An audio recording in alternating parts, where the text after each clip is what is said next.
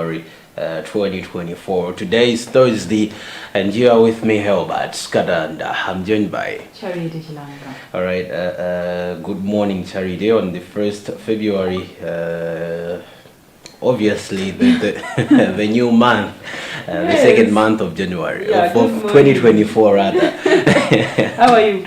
I'm fine. How are you? I'm good.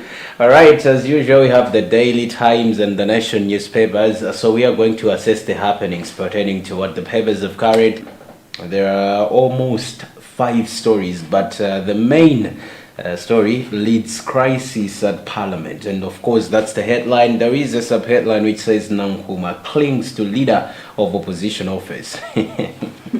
All right, another sub-headline says his lawyer has pained us, and that's of course according to Parliament.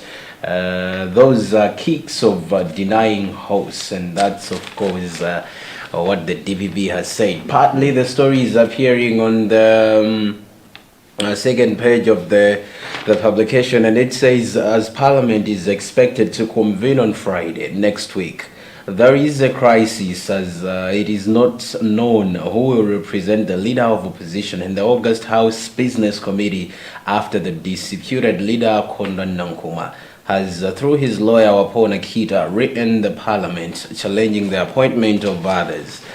Kita told the Daily Times that they have written the Speaker of Parliament notifying her office that Nankuma is still leader of the opposition according to an injunction that was obtained in 2022, stopping the appointment of other Democratic Progressive Party lawmakers.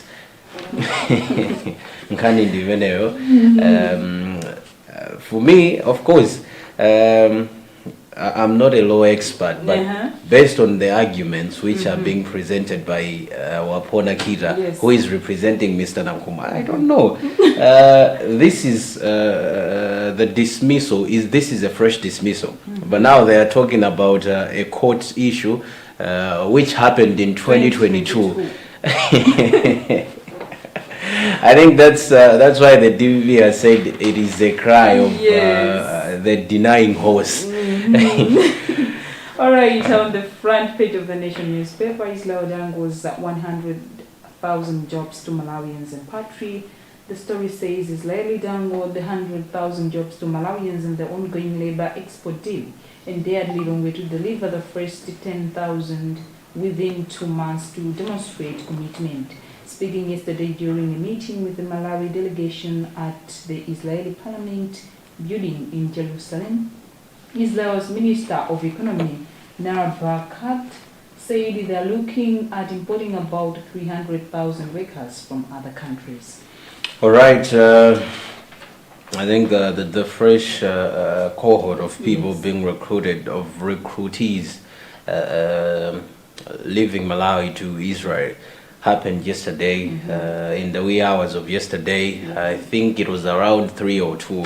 Where over 119 people were ferried from Malawi to Israel to be working there in their agricultural sector. So kudos to the Israeli government. We are hoping that maybe in that 3,000 people they are targeting, and Malawi sort of is a momentum. Not basically. Akuda kufuna anthu adzito anthu oti akakati ayi apatsa ndime kuti limani pakaoneke kuti panadutsa munthu wamphongo apa. Komano I think that doesn't limit women kuti iyayi azimayi msapire nawo kuti azimayi ena azito tukulupira kuti mukayesa mwayi. All right, moving on, still on the front page of the Daily Times newspaper, Chaguera on the road, and that's of course the headline, and partly the story says President Lazarus Chaguera fulfilled some official duties yesterday when he launched a project that will see some Lilongwe City roads and Lilongwe Bridge wearing a new face.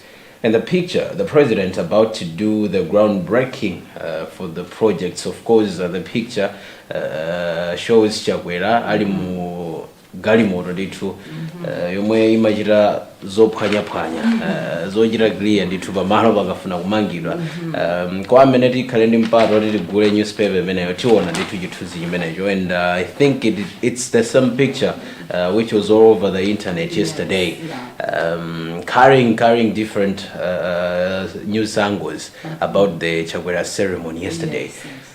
Hakutelo ndithu. 6 elderly people killed in January. Cases of violation of the rights of the elderly in the country continue to rise, with 6 reportedly killed in January 2024 on witchcraft allegations. During the same period last year, the country registered 2 killings of the elderly persons, so 25 killed and 78 faced violence. The gloomy statistics were reviewed in Milongo yesterday during a stakeholders meeting on the rights of the elderly. All right, Dodma needs about 1.6 trillion kwacha for disaster recovery. Wow. That's of course the headline, and partly the story says figures released by the Department of Disaster Management Affairs show that the amount of money required to fully recover from the recent disasters including Cyclone Freddy has gone up to 39.6%. The department indicates that the amount has reached $949.7 million US, which is about 1.6 trillion kwacha at the current exchange rate of 1,700 kwacha to a dollar, from the area estimate of 680.36 million, about 1.15 trillion kwacha. Well, ndimafuna ndiyambe kulankhula kuti sindikudziwa kuti tikuganiza kuti ndrama yonseyi ichoka kuti chifukwa this is close to our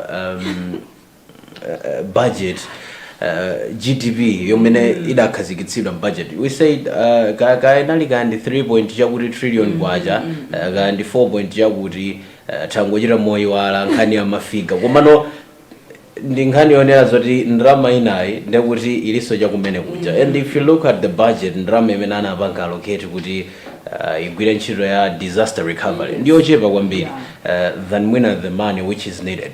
So do they tell us kuti okay, since ndrama yosidapezeke ndekuti ntchito zizivuta? Of course, either way boma liwenera lichitepo kanthu akuyenera ndithu kuti awapatse ndramayo komano ndrama yochuluka kwambiri. Mwina tingoyembekezera kuti anthu akumatithandiza aja chifukwa we have had several donations from various organizations, various countries kutithandiza kuti tichiteko bwino kumbali yochita recovery chifukwa chaka chatha ija nde inaonongadi. So anthu andithu akuyenera kuti athandizidwe. Komanso chimene ndimafuna onena njonena kuti if the money comes, zinthu zizooneka background. At least the implementation itself should at least give create a certain picture kuti anthu azinena kuti okay, ntchito ikugwirika background, osati kumapempha ndrama zochuluka and they tell us kuti okay, talandira chakuti point chakuti billion.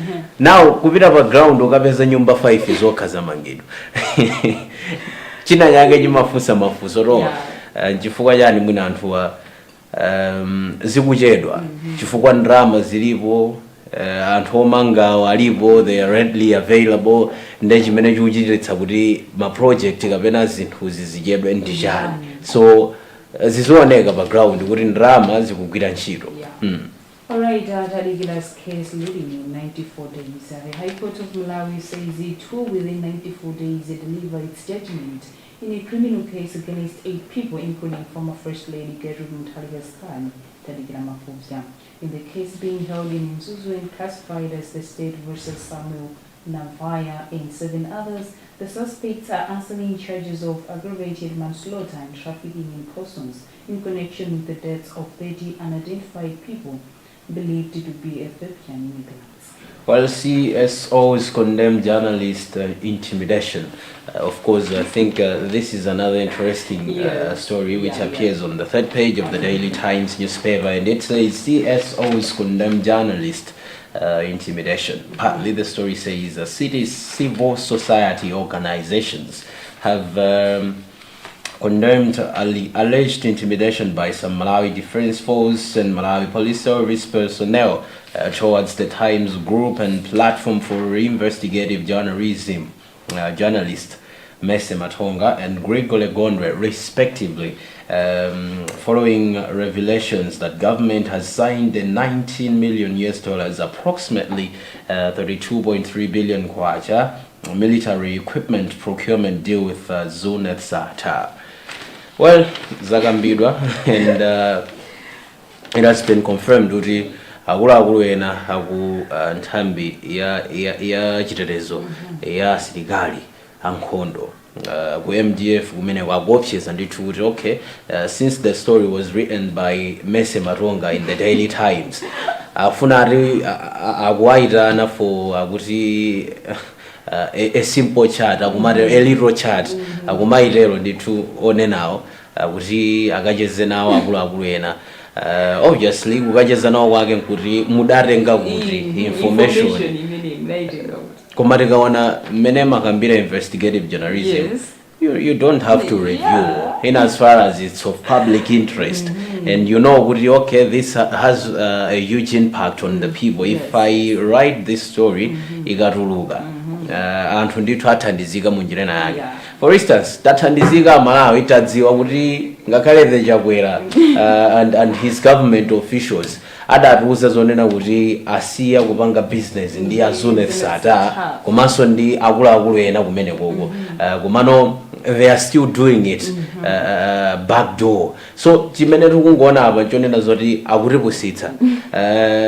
The ACB of course yomwe idachita limit ma contractors amene government imachita ndi Luntha Sata ikuti sikudziwa kanthu. Nayo office ya Attorney General imakambaso kuti sakudziwa kanthu at the moment. Kutanthauza kuti ndekuti ndakuluakulu awa amene akufuna kumaopseza nkhaniwa amene akudziwapo kanthu, and they are the same people amene amadziwaso amene even the restrictions amene adatulutsa IACB ngakhale the announcement which was made by the Attorney General idapita kwa amenewa chifukwa ndi amene amachita issue ma contract ndi zina zotero. So zikungoonetsa kuti they are offended komano olataka kuti they are offended chimene tidziwa ife nchakuti apanga zinthu zolakwika and akuyenera apangidwa identify and the persons involved, they have to be prosecuted if at all the laws grant them to do so.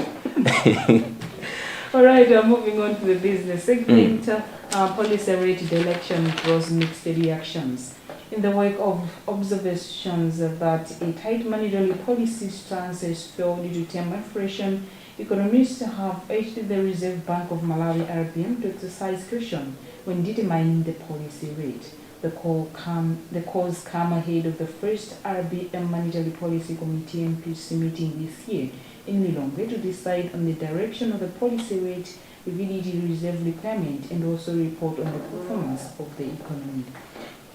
All right, moving on the one of the business pages in the Daily Times newspaper has carried RBM trashes fresh devaluation rumor. The Reserve Bank of Malawi has reacted angrily to social media speculation that the local currency would be devalued by 25% in the short term. In an interview on Tuesday, RBM spokesperson Mark Lungu described the speculation as baseless. Ndakhala ndikutsatira kangapo kose nkhani yokudza RBM nkhani yokudza devaluation mostly ndimakonda kuona kuti once the rate ya dollar yakwera on the market ndiponso kwanza anthu amene amachita black market yakweraso ndekuti boma ndi pamene pamayamba kubwera ma rumors onena zoti okay, since the Malawi kwacha panopa ikupita mwina tiyerekeze 2000 kwacha ikupanga it's equivalent to $1 ndekuti abobo sinanga ya boma ndi 1700 kwacha yomwe boma lidakhazikitsa ngati yakwera choncho pa black market ndekuti anthu ambiri they prefer kupita black market than kupita ku boma, which makes kuti boma likhale ndi ndalama zochepa zakunja than anthu amene amachita black market. I know kuti boma linaletsa koma that does it's sikuti nzonera kuti tikapita pa game pacha tikapita kuti komwe timadziwa kuti kumapezeka ochita black market iwa sitikapeza anthu tikapeza akuchita. And to make the matters worse, anthu ena amene amachita nawo ma business amenewa ndo anthu oti amagwira ntchito kwa RBM komweko. So ndinkhani yonena kuti sitingayithawe. So zikati zayamba kudziwika choncho, that's when the RBM comes now kuti okay, ifeyo tanena kuti sitikugwetsa kwacha anthu amene akuwuzani akunamizani koma now when the worst comes to the worst, boma limakakamizika kuti litsitse kwacha. Nkhani yake makhala alignment ya chuma. So the local currency ngati sikupanga align ndi ndrama ya kwacha bwinobwino malinga ndi mmene zilili pa international market komanso nkhani ya black market iwa, ndekuti pa imakhala under alignment amayitelo anu akewo ozitsata za chumawo. So zikakhala zoti sizikupanga under align ndekuti it's either the kwacha needs to go down kapena zomwe sizinachitikeko mu history ya Malawi the kwacha needs to go up. Ndekuti chimene chimangochitika ndi devaluation nanga sinthawi zonse it happens kuti pa alignment yawo ija timakhala tikutsika musi. So boma limakakamizika kuti okay now gwetsani kwachayi. So ndi mmene zimachitikira kuti okay akabwera amazatsutsa chonchi after some days timaona the devaluation kuti yachitika akatero samalankhulaso kena kaliponse timangoona kuti nkhani jarani yathera pomwepo koma tiziona. Of course we are not saying kuti kwacha itsika kuti auza Malawi pano yayi. The eligible people, those who are eligible to speak on the matter are the officials from the Reserve Bank of Malawi who have spoken kuti yayi the kwacha is stable. Let's use that word, kuti stable. The kwacha is stable. There is no way the Malawi government will devalue the kwacha with 25% as speculated by various people from various parts of the country. Tibasunga guys zimenezo koma zikadzachitikaso tidzabweresa nkhani kuti okay, there was a story mu Daily Times on the 1st of February 2024 kuti RBM trashes fresh devaluation rumors. Alright, moving on to international news. SADC to meet over cholera spread in Pathway. The story says the Southern Africa Development Community, SADC, has summoned the Ambitious Extraordinary Summit of Heads of State and Government on February 2nd, 2024 to discuss the cholera which is spreading in some member states. SADC chairperson and Angola President João Manuel is expected to chair this summit, which will, among others, receive and consider the report regarding the cholera situation. All right, we just hope since Malawi is a member of SADC, anthu akudabo nchifukwa ndi mwelo etsa ku Malawi, mostly timagamba kuti we talk about things that are within the vicinity. So now tigamba za kwathu kuno ku Malawi. Malawi is a member of SADC. We just hope those kind of meetings, they mostly bear fruits. Komano, the implementation becomes the problem, as it's the case kunoku ku Malawi. So chimene ndimaona nchokuti as a member of SADC ku Malawi iko tivire tikaone kuti kodi kwathu kuno kufunika chani, chifukwa ndi ma meeting ngati amene timakaphunzira, amene so mwina timakapereka nzeru, komanso mbali ina timakathaso kupeza thandizo losiyana kuchokera maiko osiyana-siyanaso ndi upangiro osiyana-siyana. So let there be a representative from Malawi kuti tikaone ndithu kuti zikatiphulira motani ndithu kumeneko. Kumano tikaona on the international news page The Daily Times kuti Israel labor exports generate $475,000. Of course ndi nkhani imene timayikamba kuti posachedwa apa yokhuza ku Israel ikhale business story makamaka osati the foreign news page. Ndiye paliso Standard Bank praise trust target 46 students. Standard Bank amakhala kuchita ma corporate social responsibilities osiyana-siyana. Ndiye akutero ndithu kuti ulendo una kuti press trust yawo ikuchita target 46 students amene akhale akuagayira ma scholarship kupita ndithu kukachita maphunziro awo maiko osiyana-siyana kapena kuchita maiko dziko lathu lomwe lino komano ndiye kuti that will be done without the students coughing anything from their pockets. So ndi nkhani ndithu imene ikupezekanso mu pa business page mu the Daily Times. Sindodziwa ngati uli nayonso pena paliponse. We can move on to the sports. All right. Let's start with the Nation newspaper.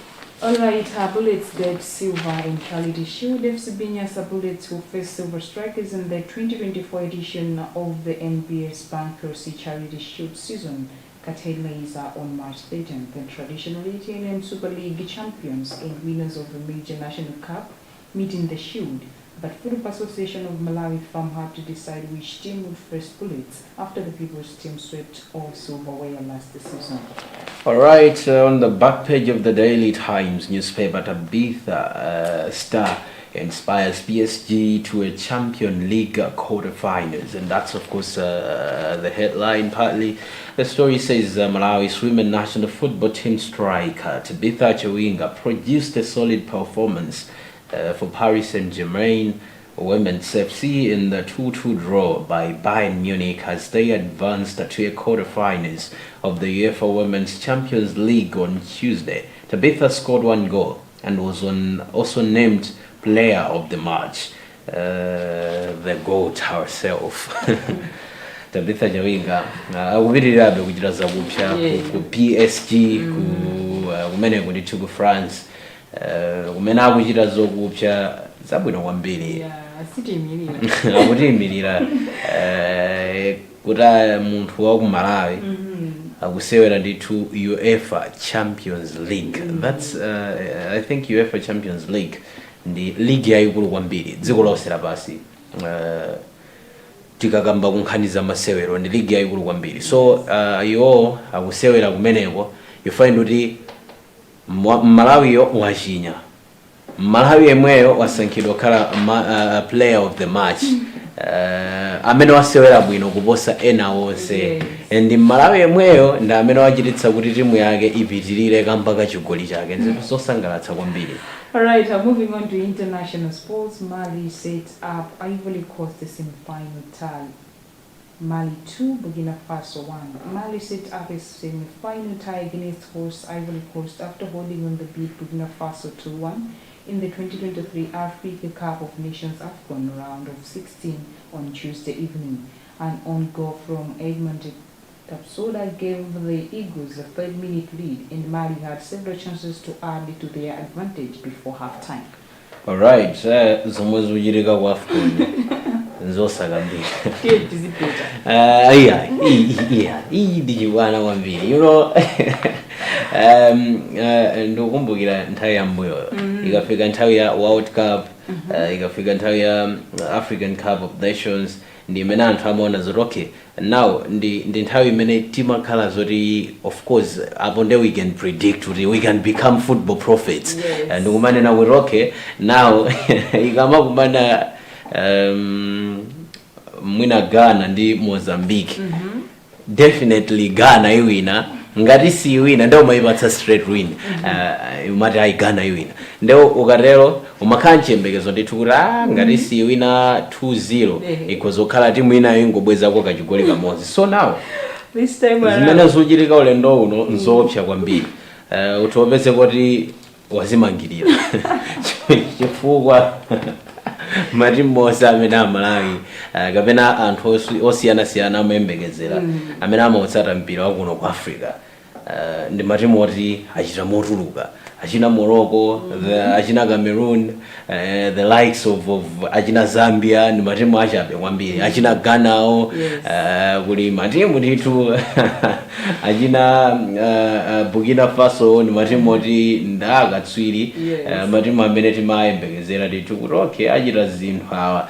Koma tiwona zoroseho anachita morutsidwa nkumarutsidwa nti matimu ting'ono ngati DRC, matimu ngati achina South Africa, matimu ngati achina Mozambique, matimu ngati achina Cape Verde. Nde kuti ubete ulendo kapena tingoti amene atajendera ya beti ndi mwamuna. Alright, on the international sports page, Ateta loves white, Sishenko clash in Forest victory. Seno boss Mikel Arteta said he loved seeing the Ben White and Alexandra Sishenko crash at the end of their 2-1 win over Nottingham Forest. The Gunners closed the gap on Premier League leaders Liverpool of 2 points after an impressive second half show cracked Forest resistance at the City ground. And of course, Kunhania Arts and Culture, Malawi joins Sounds Connect Fund session, and Nkani Inaiguri Gwamba hits 15 years in music, and kujali in the concert mene he's planning to bring vocalistic kuno watu Malawi kuti adzachita ndi to perform that's in September. Liwiro la mchenga nkuyambira limodzi kwanso nkuyambira batali September, this is February. Yes. We are remaining with mwina miezi yoposa 5 or something. So ngarai ambira lero ndekuti zili bwino. Alright, that also wraps up our today's press review. Remember, you can get your copies of the Daily Times newspaper at the price of 2,000 kwacha, and also the Nation newspaper is being sold at 2,000 kwacha. My name is Helbert Katanda, and I wasn't alone. I was joined by Charity Chilanga. Good morning once again.